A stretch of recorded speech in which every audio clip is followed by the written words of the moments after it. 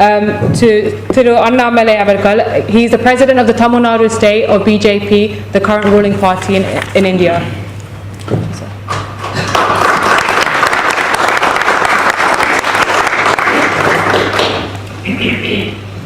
Good evening to everybody. Councillor Madam Sharmila, who is very instrumental in getting us all together here, and friends from the British Tamil Forum, BTF, and especially its General Secretary, Sri Ravikumar ji, and very respected British parliamentarians, Lord John Mann, Right Honourable John MacDonald ji, the MP from Scottish National Party, Sri Martin Day ji, and all eminent members who have come as part of the Sangamam team from Tamil Nadu, and the members of civil society. 2009 was a very terrible year for everybody. As a politician in Tamil Nadu, I keep blaming the then central government in 2009 for failing to do its duty, for failing to be the country which could have stopped its war, prevented killing of millions of people, which India failed to do in 2009. Post 2014, when our Prime Minister Sri Narendra Modi ji started coming in, that is the time we are seeing a very new hope, which is a continuity of this thousands of year old civilizational continuity we have. Our Prime Minister Narendra Modi ji was the first Indian politician to use the word called civilizational twins. He said India and Sri Lanka are sisters from the same mother. And it is not a question of a big brother and a small country next to each other. This is not a question of India trying its strategy over Sri Lanka to win over the hearts. Our Prime Minister was the first politician in India to use the word called civilizational twins, whereby we have a historic duty to solve the issues in Sri Lanka, to play an active role to make sure, especially the Tamils in the northeastern part, they go back to how they were 100 years before. If I can trace back the last 9 years of what India was able to do inside Sri Lanka, and millions of rupees of money poured into Sri Lanka, just to make sure the northeastern part of Sri Lanka gets stabilized. As we speak now, 51,000 houses built by the Indian government in the northeast and in the central province of Sri Lanka, so that people have a house to live.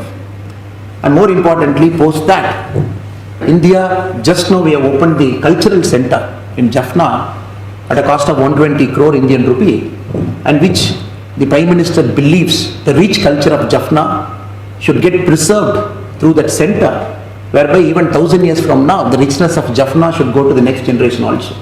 The rail link from Colombo to Jaffna, again India got in. And Prime Minister firmly believes to solve the problem in Sri Lanka, the people-to-people contact needs to be strengthened.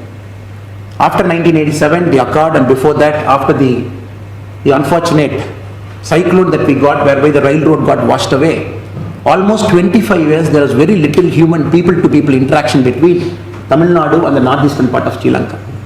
Anybody has to go to Sri Lanka, you have to go to Colombo, then travel about 6-7 hours to go to northeast, which is very culturally connected to you. In the last 3-4 years, India has made very major strides there. The Jaffna Palali airport got built with a soft loan given by India. The flights were operating. During the COVID time, the flights got stopped. Again, India put pressure, the flights got restarted again now.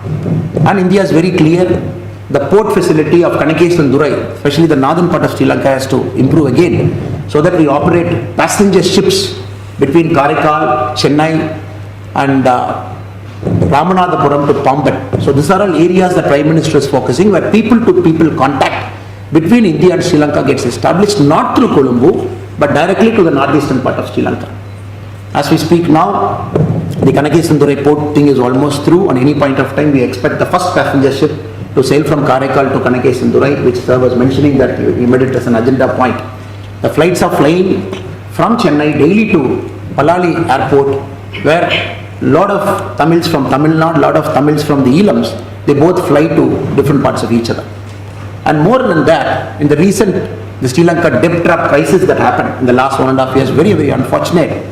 India fulfilled its duty, civilizational duty, by supporting Sri Lanka with about $3.8 billion of soft loans, 40,000 metric ton of diesel and petrol, sending vegetables, critical supplies of medicine, where India literally stabilized Sri Lanka from collapsing. So this is the historic arc I wanted to trace. I had the huge privilege of stepping into the very sacred land, the Elam land in the northeastern part of Sri Lanka. I met to come across a culture that is so vibrant, that is brilliant, that is so rooted. I met to come across a culture like how Tamil Elams are. We all believe in this age and time, if we are not solving this problem now, we are not going to solve this problem anytime more in the future. Article 13 that Sri Annamalai is mentioned. What exactly is it? I just wanted to...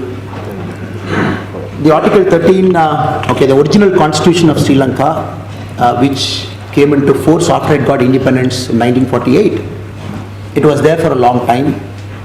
The constitution of Sri Lanka was also governing the methodology of citizenship, which was amended in 1948, whereby millions of Tamils, they were made stateless and homeless. So 1987, at the peak of civil war that was happening, where a lot of people are getting killed, from the Indian side, our Prime Minister Rajiv Gandhi ji, and from the Sri Lankan side, the Sri Lankan President, they signed the Indo-Sri Lankan Accord in the year 1987, whereby a very crucial amendment called Article 13 amendment came into the original Sri Lankan Constitution. So what does it say? It talks about very specifically the northern and the eastern parts. It talks about a federal democratic government. It talks about the powers being distributed at the federal levels, including police, including revenue, including powers of land. It also talks about a combined administrative unit of North and East and a possible referendum. So, in the amended Article 13, India stands as a guarantor for the implementation of Article 13, 1987, the amendment that came. So what happened post that is unfortunate. So we are about 38 years now after 1987. So which was not fully implemented. Elections happened later. The chief ministers got elected to the respective, the northern part and the eastern part. But the powers of finance, the powers of land, the powers of police were not given from the central government to the provincial areas. Thereby, in letter and spirit, this was not fully implemented. So what India is asking now, especially our Prime Minister Narendra Modi ji very vociferously over the last 3-4 years, is that India is expecting Sri Lanka to implement Article 13 at the earliest in its letter and spirit, so that there is a proper devolution of power and a federal polity in a democracy is possible. Thank you. That's very enlightening, and I think that's very important from your strategies.